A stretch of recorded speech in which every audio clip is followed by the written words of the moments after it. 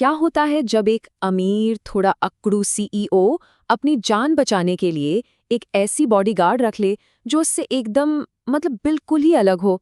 आज हम एक ऐसी ही मजेदार दुश्मन से दोस्त और फिर प्यार वाली कहानी को समझने वाले हैं। इसमें ना दो अलग अलग दुनियाएं आपस में टकराती हैं और फिर जो होता है वो किसी ने सोचा भी नहीं होता।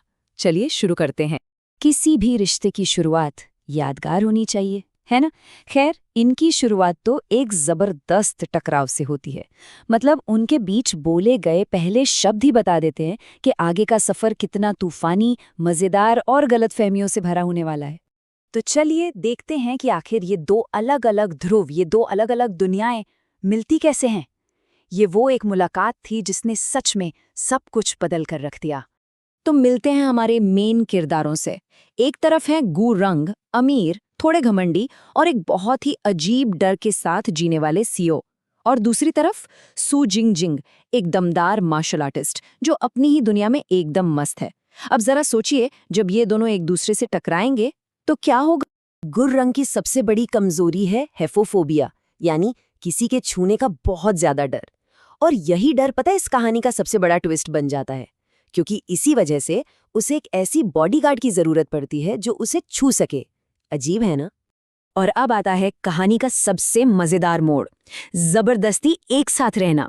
अपनी सुरक्षा के लिए गोरंग एक ऐसा ऑफर देता है जो उन दोनों को एक ही छत के नीचे ले आता है। जरा सोचकर देखिए, एक अमीर सीईओ एक आम लड़की के घर में रहने को मजबूर है। अमीर सीईओ और गरीब घर। जब ऐशो आराम में पला बढ़ा कोई एकदम नॉर्मल जिंदगी जिएगा तो कॉमेडी तो होनी ही है। चलिए देखते हैं कि क्या क्या होता है। और ये देखिए गो रंग का रोज का स्ट्रगल। गर्म पानी नहीं है, ये टूथपेस्ट कैसा है, जमीन पर गिरा हुआ खाना कैसे उठा लूं। मतलब उसकी छोटी छोटी शिकायतें इतनी मजेदार हैं कि हंसी आ जाती है। और ये भी पता चलता है कि वो अपनी आरामदायक दुनिया से कितना कितना दूर आ चुका है। लेकिन एक मिनट रुकिए। कोई अमीर वारिस अपना महल छोड़कर एक साधारण से घर में क्यों रहेगा, सिर्फ एक बॉडीगार्ड के लिए? नहीं नहीं, इसके पीछे जरूर कोई बड़ा राज है। और वजह ये है, ये सिर्फ एक लव स्टोरी नहीं है, बल्कि आज़ादी की तलाश की भी कहानी है। गुरंग सिर्फ दुश्मनों से नहीं, बल्कि अपने ही परिवार और अपनी किस्मत से भी भाग रहा है। अब कहानी में एक नया मोड़ आता है। कर्ज, जलन और प्यार, ये तीनों चीजें मिलकर उनके रिश्ते को हमेशा हमेशा के लिए बदल देने वाली हैं। 3 लाख, एक छोटी सी गलती और सू जिंग जिंग पर आ जाता है इतना बड़ा कर्ज। और यही कर्ज उनके रिश्ते में एक ऐसा मोड़ लाता है जिसकी किसी ने उम्मीद भी नहीं की थी। तो गुरुंग उसका कर्ज चुका देता है, लेकिन बदले में वो उसे अपनी जिंदगी से और भी मजबूती से बांध लेता है। अब ये सिर्फ एक नौकरी नहीं, बल्कि एक लंबा कॉन्ट्रैक्ट, एक बंधन बन जाता है। और भाई, एक लव स्टोरी में कोई रोमांटिक कॉम्पिटिटर न हो, ऐसा कैसे हो सकता है। जिंगजिंग के सीनियर की एंट्री कहानी में नया मसाला डाल देती है और हमारे सीईओ साहब को पहली बार जलन का एहसास होता है। और कहते हैं ना, जलन प्यार की पहली निशानी होती है। हर प्रेम कहानी में एक विलेन होता है, और यहाँ वो विलेन है गोरों के दादाजी। वही जो परंपरा और व्यक्तिगत खुशी के बीच की सबसे बड़ी दीवार बन जाते हैं। यहाँ साफ साफ देखा जा सकता है कि दोनों क्या चाहते हैं।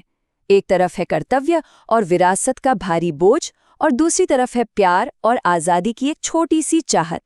ये दो पीढ़ियों और दो अलग अलग सोच की सीधी टक्कर है। दादाजी के शब्द सीधे दिल पर लगते हैं। वो साफ साफ कह देते हैं कि जिंगजिंग उनके पोते के लायक नहीं है। और बस यहीं से कहानी का सबसे बड़ा टकराव शुरू हो जाता है। और यहाँ गुररंग का जवाब सब कुछ बदल देता है। वो डरपोक लड़का नहीं रहा। वो पहली बार अपने प्यार और अपनी पहचान के लिए खड़ा होता है और साफ साफ विरासत के ऊपर प्यार को चुनता है। इतनी सारी मुश्किलों और टकराव के बाद क्या प्यार की जीत होगी? चलिए अब कहानी के अंतिम पड़ाव पर चलते हैं। गुरंग अब पूरी तरह से बदल चुका है। वो अब कोई बाहरी इंसान नहीं, बल्कि जिंगजिंग के परिवार का ही एक हिस्सा बन गया है। सुबह दौड़ना, मार्शल आर्ट सीखना, क्लब में मदद करना, वो जिंगजिंग की दुनिया को पूरी तरह से अपना लेता है। और ये साबित करता है कि उसका प्यार सिर्फ बातों का नहीं, बल्कि सच्चा है। महीनों की नोकझोंक, गलतफहमियों और बढ़ती नज़दीकियों के बाद आखिरकार वो पल आ ही जाता है।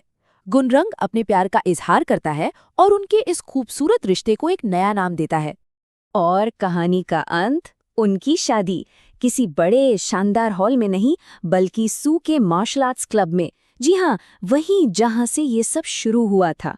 ये इस बात का सबसे बड़ा सबूत है कि उसने सिर्फ जिंजिंग को ही नहीं, उसकी पूरी दुनिया को अपना लिया है।